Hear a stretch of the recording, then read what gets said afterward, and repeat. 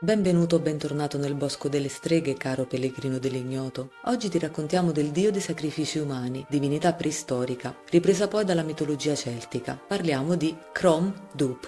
Nella mitologia celtica, Crom Dubh, oppure Crom Cruiach, è un dio celtico del sole e della fertilità o dell'agricoltura. Letteralmente il suo nome significa curvo e nero. Raffigurato come un vecchio curvo, con la schiena piegata in avanti per il peso dei suoi tanti anni di vita, trasporta un sacco di doni, forse di grano o di orzo. Possiamo dire che è come se fosse un Babbo Natale all'antica, anche se la sua figura è molto più crudele e per nulla dedicata ai bambini. La divinità Crom Dubh era adorata fin dalla preistoria, infatti è una divinità primordiale, antica, mai dimenticata. Il suo culto viene datato circa 6.000 anni fa ed è presente nel nord Europa, dove ci sono stati ritrovamenti del suo idolo e degli altari a lui dedicati. Si narra che fosse lui a introdurre il sapere e la conoscenza per la coltivazione del terreno, dei cereali e della lavorazione della farina. Oltre a questo insegnò agli uomini l'allevamento del bestiame e quanto fosse importante l'agricoltura, i sacrifici a Crom Dubh. Nel giorno rituale di Samain, il capodanno celtico che avviene a fine ottobre, si adorava anche Crom Dubh, in modo da ricordarlo sempre.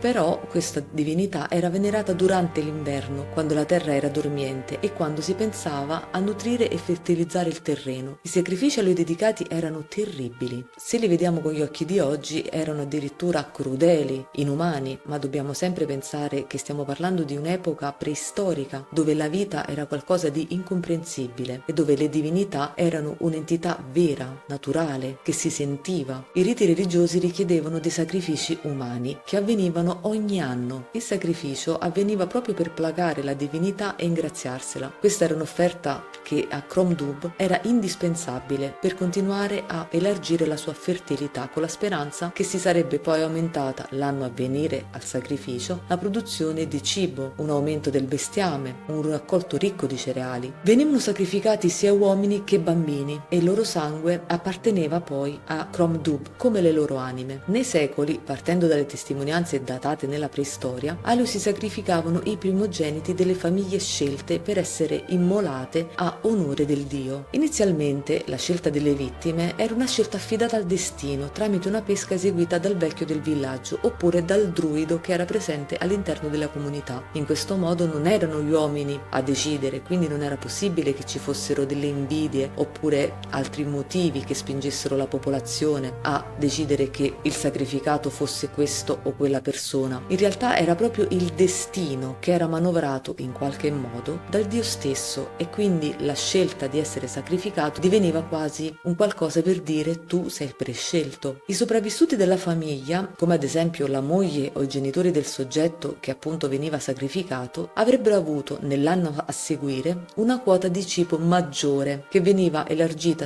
in parti uguali da tutte le persone che appartenevano alla comunità. Questo era un modo per far fronte alla perdita avuta. Il rituale religioso di Crom Dubh avveniva tramite l'uccisione per decapitazione di fronte all'immagine dell'idolo. Il sangue era poi raccolto e sparso sui terreni che sarebbero stati coltivati nell'anno a venire, dio del sole oscuro oppure raccoglitori di anime. Crom Dubh era rappresentato con un idolo di grandi dimensioni realizzato in oro, che era un metallo che, secondo il popolo celtico, apparteneva al sole. La colorazione era talmente rara che era per questo che l'oro era considerato un materiale sacro da donare agli dei. Ancora oggi esiste un luogo sacro a Crom Dubh che ci racconta il suo mito. Un grande idolo in pietra, da qui nei secoli è stato eliminato il rivestimento d'oro, è posto proprio nella pianura di Mag Slicht, che si trova nella contea dell'Ulster. L'idolo è attorniato da 12 idoli più piccoli scolpiti in pietra. Questi 12 idoli li ritroviamo in tutte le mitologie, possono rappresentare 12 divinità principali che sono soggetti al potere del dio principale, oppure sono i 12 segni zodiacali, oppure rappresentano i 12 mesi. Dobbiamo dire che quindi il 12 è un numero che ricorre in tutte le mitologie. Tra l'altro è interessante vedere che anche in numerologia il numero 12 sommato regala il numero 3 e 3 che è il numero magico per eccellenza. Il ritrovamento di questo sito è una testimonianza di come questo dio fosse importante per l'antico popolo celtico e la sua datazione è appunto preistorica. Questo è l'unico sito tra i più grandi, al pari di quello di Stonehenge, sconfinato, che fa capire che la religione celtica doveva essere estesa in tutto il nord Europa e questo luogo, dove appunto c'è questo idolo, era come un punto di raccolta dove i diversi capi dei villaggi portavano ogni anno una persona da sacrificare. Si intraprendeva quindi un lungo viaggio per onorare Crom Dubh e questo proprio perché lo si temeva. In base agli studi eseguiti, i sacrifici al dio avvenivano sia nei villaggi in modo singolo, almeno una volta all'anno, e poi, sempre una volta all'anno, c'era il viaggio del sacrificato prescelto. Ogni comunità regalava, tra virgolette, una persona da decapitare in questo luogo, poiché questo luogo era l'ambiente dove il dio raccoglieva le anime. Infatti Crom Dubh è anche noto come il raccoglitore di anime, oppure, per certi versi, esso diventa il diavolo nella cristianità, poiché, facendo un rapido confronto, vediamo che il diavolo ti chiede l'anima con un patto di sangue. Crom Dubh chiede il sangue, chiede un'anima che faccia poi parte del suo esercito. Il vero aspetto di un demone. Il culto di Crom Dubh durò fino all'arrivo dei missionari cristiani e di San Patrizio, che condannarono il rituale pagano vietandolo, anzi vietando del tutto sia i sacrifici umani e anche quelli